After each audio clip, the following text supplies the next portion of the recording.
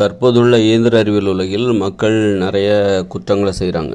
குற்றங்களை செய்வதிலிருந்து குற்றங்கள் எவ்வளோ மோசமானது அப்படிங்கிற அனுபவத்தை மூளையில் பதிவு செய்கிறாங்க. குற்றங்கள் எவ்வளோ ஆபத்தானது, குற்றங்களுக்கு என்ன தண்டனை கொடுக்கலாம், குற்றங்களை எப்படி தடுக்கலாம், குற்றங்கள் எப்படி உருவாகிறது அப்படின்னு சொல்லிட்டு எல்லா குற்றங்களை பற்றின அனைத்து விவரங்களையும் தெரிந்து கொள்வதற்காக குற்றங்களில் ஈடுபடுகிறார்கள். இதெல்லாம் ஒரு பரிசோதனை முறை வாழ்க்கை. போரிட்டாங்க, இன்றைக்கி ஏன் போரிடலை, போரிடுவது தவறு என அந்த படிப்பினை கற்றுக்கொண்டார்கள். போரிடுவது தவறு, போரிடக்கூடாது, போரிட்டால் என்னென்ன ஆபத்து வரும், என்னென்ன விளைவுகள் வரும், ஏன் போரிட வேண்டிய அவசியமே இல்லை, போரிடக்கூடாதுன்னா என்ன மாதிரியான வாழ்க்கையை நம்ம வாழணும், பிறருக்கு இடையூறு இல்லாத வாழ்க்கையை வாழணும் அப்படின்னு சொல்லிட்டு அந்த போருங்கிறதே மனித உயிரினம் ஒரு மிகப்பெரிய பரிசோதனையை நடத்துது. பரிசோதனைங்கிறது ஏதாவது ஆராய்ச்சியாளர் தான் பண்ணுவார், அவர் ஆராய்ச்சி கூடத்தில் தான் பண்ணுவார் அப்படின்லாம் கிடையாது. மனித உயிரினமே ஒரு மிகப்பெரிய பரிசோதனையை நிகழ்த்தி கொண்டு இருக்கிறது.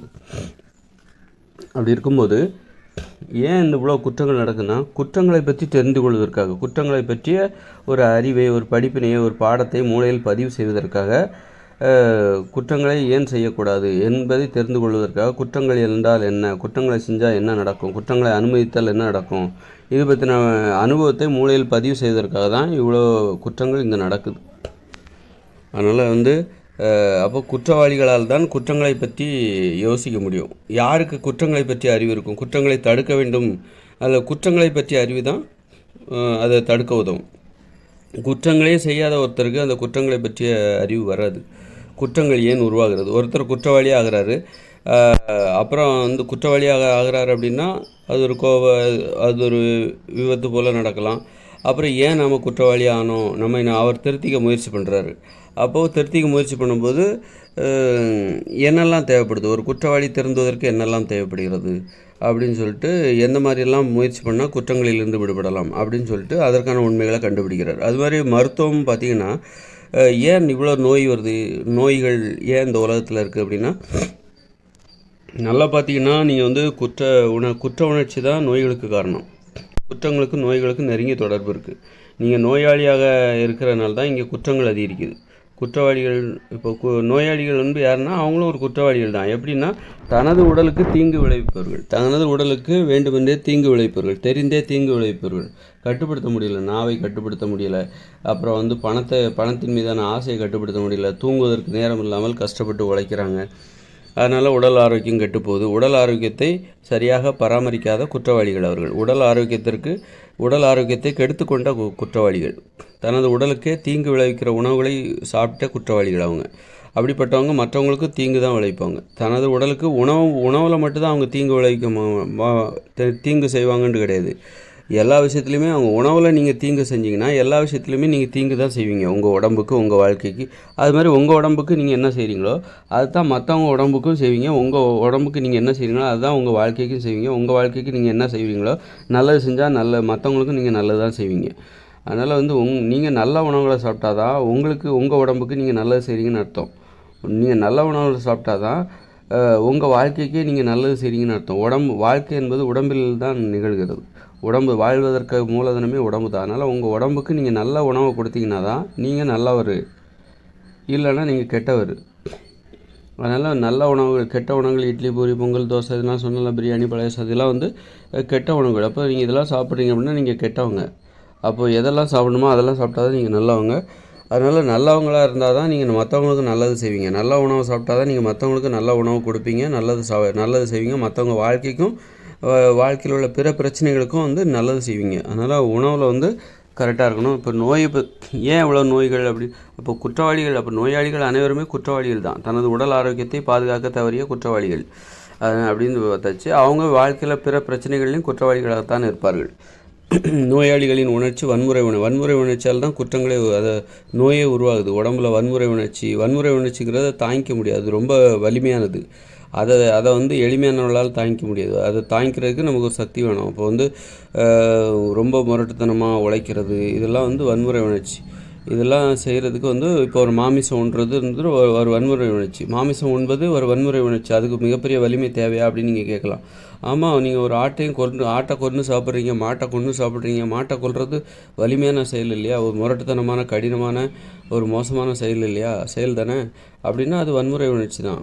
மாமிசம் உணவு சாப்பிட்றது வன்முறை உணர்ச்சி. அதனால தான் அந்த உணர்ச்சிகளை, ஒரு மாட்டை கொல்கிற அளவுக்கு உங்களுக்கு ஒரு கோபம் வருது, அல்லது ஒரு வெறி பிடிச்சிடுச்சு, ஒரு ஆசை வருது அப்படின்னா, அதோட இறைச்சி சாப்பிட்றீங்க அப்படின்னா, அப்போது நீங்கள் வந்து எப்படி மிகப்பெரிய குற்றவாளிகளாக தான் இருக்க முடியும். உங்களுக்கு வந்து சாதாரண மனுஷங்களாகவே நீங்கள் இருக்க முடியாது.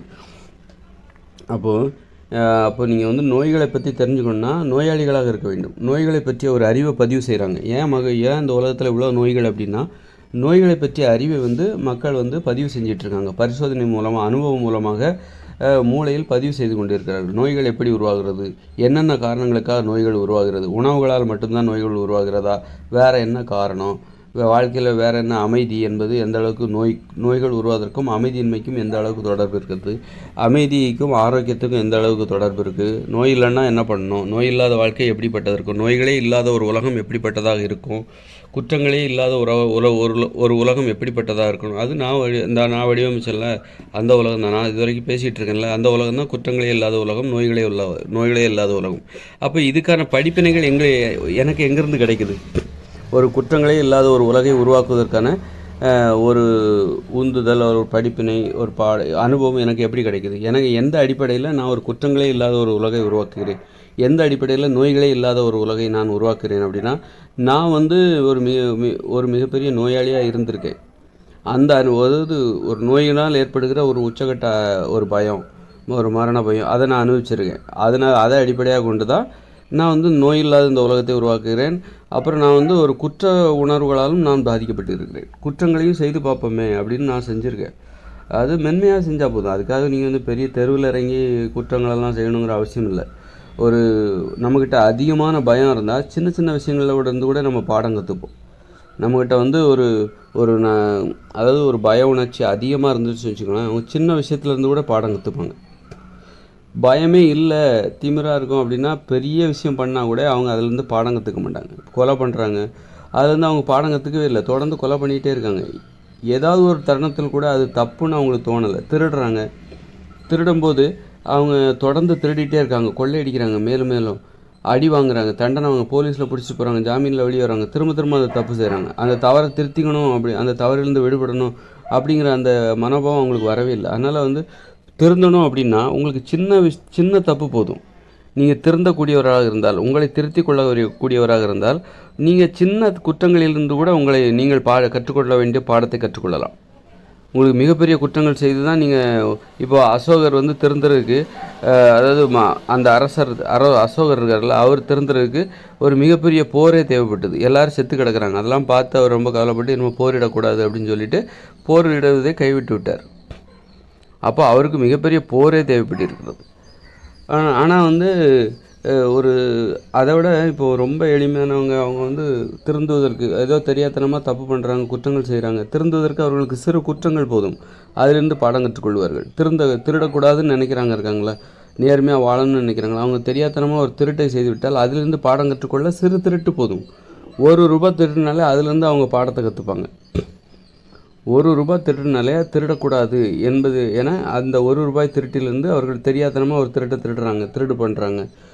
₹1 ஏதாவது வேலை செய்கிற இடத்துல ஏதோ ஒன்று எடுத்துகிட்டு வந்துடுறாங்க. இதில் என்ன இருக்குது, ஒரு பேப்பர் எடுத்துகிட்டு வராங்க, ஒரு பென்சில் எடுத்துகிட்டு வராங்க, தெரியாதனமாக அது பாக்கெட்டில் இருக்கும். அப்போ திரும்ப கொண்டு வைக்கணும். அதை அலட்சியப்படுத்தும் போது அது ஒரு குற்றமாக, அவங்களுக்கு ஒரு குற்ற உணர்ச்சியாக இருக்கும். அதனால் கற்றுக்கொள்வதாக இருந்தால் நமக்கு மிகப்பெரிய குற்றங்கள் செய்ய வேண்டிய அவசியம் இல்லை. மிகப்பெரிய குற்றங்கள் செய்தால்தான் அதிலிருந்து பாடம் கற்றுக்கொள்ள வேண்டும் என்கிற அவசியம் இல்லை. நீங்கள் கற்றுக்கொள்ள முடிவெடுத்து விட்டால் உங்களுக்கு சிறு குற்றமே போதும், சிறு தவறே போதும், அதிலிருந்து நீங்கள் பாடம் கற்றுக்கொள்வீர்கள். அந்த வகையில் தான் இப்போ நான் வந்து பாடம் கற்றுக்கிட்டேன், எனக்கு வந்து பெரிய புற்றுநோயில் நான் அவஸ்தைப்பட்டேன் அப்படின்லாம் இல்லாமல், நான் ஒரு நோயில் அவஸ்தைப்பட்டேன். கண்டிப்பாக அது மிகப்பெரிய நோய் தான். அதுலேருந்து விடுபடுறது அவ்வளோ சாதாரண விஷயம் கிடையாது. அதுலேருந்து நான் விடுபட்டுட்டு வரேன்.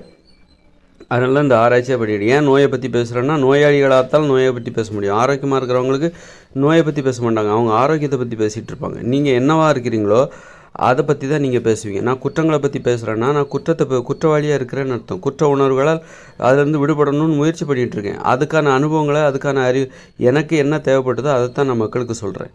நான் குற்ற உணர்விலிருந்து விடுபடுவதற்கும், குற்ற நடைமுறைகளிலிருந்து விடுபடுவதற்கும், குற்றங்கள் செய்கிற அந்த வழக்கத்திலிருந்து, வாழ்க்கை முறையிலிருந்து விடுபடுவதற்கும் எனக்கு என்ன அறிவுரை தேவைப்படுகிறது, அதைத்தான் நான் அந்த மக்களுக்கு சொல்கிறேன்.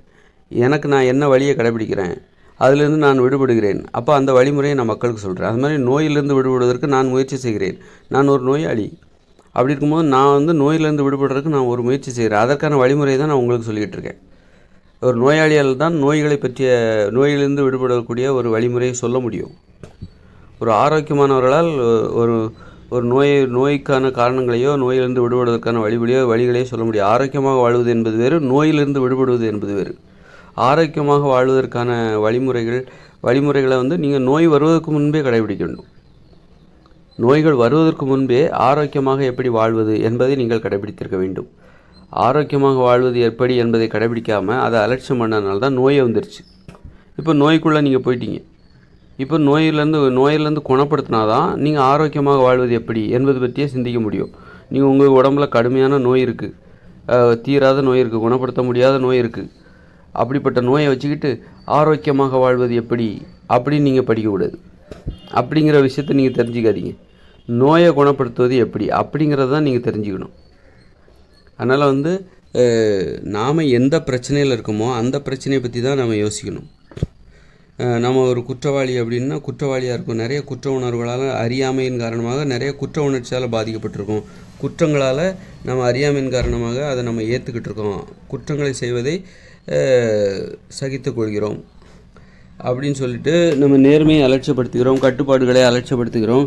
அப்போ இதெல்லாம் ஏன் அலட்சியப்படுத்துகிறோம், எது நேர்மை, எது கட்டுப்பாடு அப்படின்னு தெரிஞ்சுக்கணும். குற்றங்களை செய்யக்கூடாது. அப்போ நம்ம அதிலேருந்து சுய விமர்சனம் செய்து தயவுதாட்சணியம் இல்லாமல் அதிலிருந்து வெளியேற வேண்டும். அதற்கு தான் நான் இப்படி விமர்சனம் பண்ணுறேன்.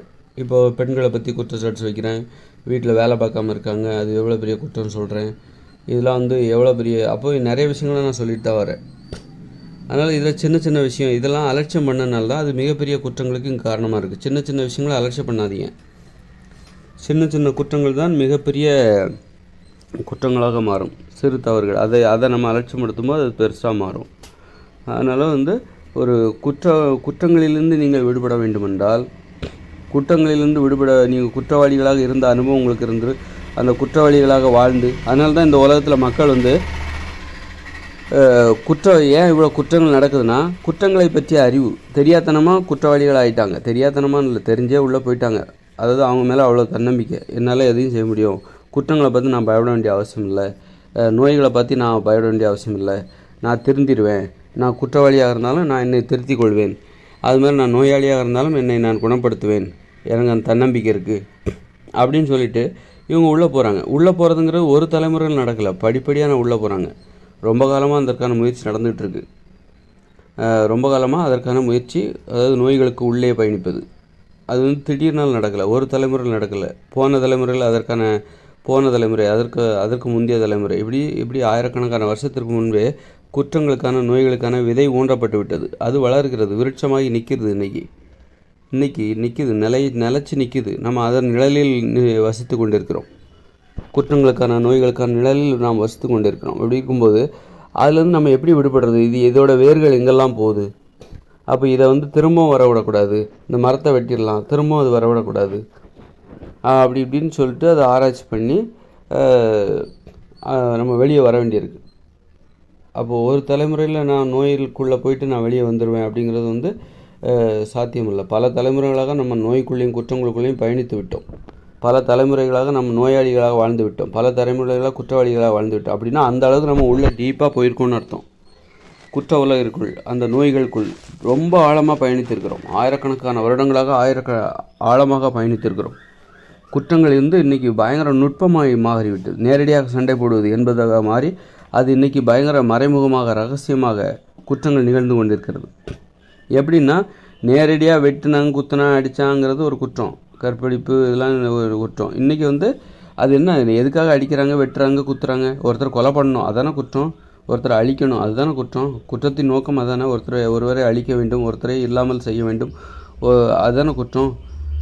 அப்போ இந்த குற்றத்தையே இப்போ அதற்கான வாய்ப்பு இங்கே மறுக்கப்படுகிறது. அதற்கு யாரும் அனுமதி கொடுக்க மாட்டாங்க. இன்றைக்கி தட்டி கேட்பவர்கள் நிறைய வந்துட்டாங்க. சரி, இப்போ குற்றத்தை எப்படி பாதுகாப்பாக பண்ணுறது, ஏன்னா குற்றத்திலிருந்து மக்கள் விழிப்புணர்வு பெற்றுக்கொண்டே வருகிறார்கள். இப்போ குற்றத்தை இன்னும் எப்படி தெளிவாக பண்ணுறது? நீ என்ன பண்ணு, நீ வாகனம் வாங்கிடு, மோட்டார் வாகனம் வாங்கிடு, நீ தயாரி மோட்டார் வாகனத்தை உற்பத்தி செய்து நீ வேகமாக ஓட்டிகிட்டு போ. என் வண்டியில் 80 கிலோமீட்டர் வேகத்தில் போகலாம், என் வண்டியில் என்னுடைய வண்டி வாங்கினா 120 கிலோமீட்டர் வேகத்தில் போகலாம். கண்டிப்பாக போனால் ஏதாவது விபத்து கண்டிப்பாக நடக்கும். அதில் நிறைய பேர் சாவாங்க. நிறைய பேரை சாகடிக்கணுங்கிற நோக்கம் தானே குற்றம். அப்போ இது ஒரு மறைமுகமான குற்றம், அனுமதிக்கப்பட்ட குற்றமாக இருக்கிறது. வெளிப்படையாக தெரியல. இதுவும் இந்த குற்றங்கள் செய்கிற நோக்கம்தான், பிறரை அழிக்க வேண்டும், கொலை செய்ய வேண்டும் என்கிற நோக்கம்தான். இன்றைக்கி நம்ம வாகனங்களை ஓட்டிக்கிட்டு போகிறோம், வேகமாக போகிறோம், அங்கே போகிறோம், இங்கே போகிறோம், சுற்றுலா போகிறோம், அலுவலகம் போகிறோம், எல்லாம் போகிறோம். அதனால் விபத்துக்கள்னால் உலகத்தில் 10 லட்சம் பேர் வருஷத்துக்கு சாகுறாங்க. நம்முடைய நோக்கம் அதுதான். நம்முடைய நோக்கம் இந்த மாதிரி நிறைய பேர்த்த கொல்லணும். முன்னாடி போரிட்டு கொலை பண்ணோம், நேருக்கு நேராக சண்டை போட்டு கொலை பண்ணோம், கத்தியால் குத்தி, வாளால் வெட்டி, ஈட்டியால் குத்தி அப்படி நம்ம கொலை பண்ணிகிட்டு இருந்தோம். அப்புறம் என்ன பண்ணோம், இன்னும் பாதுகாப்பாக கொலை பண்ணுறதுக்காக துப்பாக்கியெல்லாம் கண்டுபிடிச்சோம். பாதுகாப்பு, தூரத்துலேருந்தே சுட்டு கொண்டுடலாம், தூரத்துலேருந்தே பீரங்கி குண்டை போட்டுடலாம், ஏவுகணை அடித்து விட்டுறலாம், விமானத்துலேருந்து குண்டை போட்டு ஒரு பாதுகாப்பாக ஒரு குற்றத்தை பாதுகாப்பாக செய்வது. நேரடியாக சண்டை போடும்போது 2 தரப்புக்கும் பாதிப்பு இருந்தது. இன்றைக்கி எல்லாருமே என்ன நினைப்பாங்க, குற்றங்கள் நிறுத்தும்போது ஒருத்தனை அடிக்கும்போது நம்ம மேலே அடிபடக்கூடாது, நாம் செத்துறக்கூடாது, மற்றவங்க சாவணும் அப்படி தான் நினைப்பாங்க. அதே தான், அந்த நடைமுறை தான் இப்போது வாழை எடுத்து சண்டை போடுறாங்க, ஈட்டியை வச்சு குத்துறாங்க. அப்போ எதிரியை குத்தி கொலை பண்ணிட்டு நாம் தப்பிச்சிடணும் அப்படின்னு நினைப்பாங்க. அப்போ என்னாச்சு அப்படின்னா, அந்த எண்ணம் தான் என்ன பண்ணால் தொழில்நுட்பம் வளர்ச்சி அடையுது, துப்பாக்கியை கண்டுபிடிக்கிறாங்க. தூரத்தில் இருந்தே ஒருத்தர் எதிரியை சுட்டு கொண்டுடலாம். அப்போ நமக்கு எந்த பாதிப்பும் இல்லை. அப்போ அவனும் துப்பாக்கி வச்சுருந்தா இப்போ நம்ம இன்னும் மறைஞ்சிருந்து துப்பாக்கியால் தாக்கணும். அப்புறம் பீரங்கியால் அடிக்கிறது அல்லது ஏவுகணையால் அடிக்கிறது, நம்ம பாதுகாப்பாக இருக்கோம். இப்போ எதிரிகிட்டும் ஏவுகணை வந்துருச்சு, நம்மகிட்டையும் ஏவுகணை வந்துருச்சு, எதிரிகிட்டையும் ஏவுகணை வந்துருச்சு. 2 பேருமே பாதுகாப்பாக இருக்கிறத நினச்சிட்டு ஒருத்தர் தாக்குறாங்க, 2 பேருக்குமே பாதிப்பு. அப்போது நம்ம பாதுகாப்பாக இருக்கணுங்கிற உணர்வு எல்லாத்துக்குமே இருக்குது. நம்ம வன்முறையில் ஈடுபட்டாலும், குற்றங்களில் ஈடுபட்டாலும், போரில் ஈடுபட்டாலும், சண்டையிட்டாலும் நம்மளை பாதுகாத்துக்கணும், எதிரியை வீழ்த்தணும் அப்படிங்கிறது தான் இந்த நோக்கமாக இருக்குது. அப்போது இதில் நாம் பாதுகாப்பாக இருக்கணும், அந்த விஷயத்துக்கு நம்ம முக்கியத்துவம் கொடுங்க. நம்மளை மாதிரி தான் அவங்களும் நினைக்கிறாங்க, எதிரியும் அதான் நினைக்கிறான், நாம் பாதுகாப்பாக இருக்கணும். நாம் என்ன நினைக்கிறோம், நாம் பாதுகாப்பாக இருக்கணும், எதிரி அவனை கொல்லணும்னு நினைக்கிறோம். எதிரி என்ன நினைக்கிறான், அவன் பாதுகாப்பாக இருக்கணும், நம்மளை கொல்லணும்னு நினைக்கிறான். இங்கே 2 விஷயம் ஒற்றுமையாக இருக்குது. என்னென்னா, நாம் நம்மளை பாதுகாக்கணும்னு நினைக்கிறோம், எதிரியும் அவன் பாதுகாக்கணும்னு நினைக்கிறான். அந்த உணர்ச்சிக்கு நீங்கள் மதிப்பு கொடுங்க.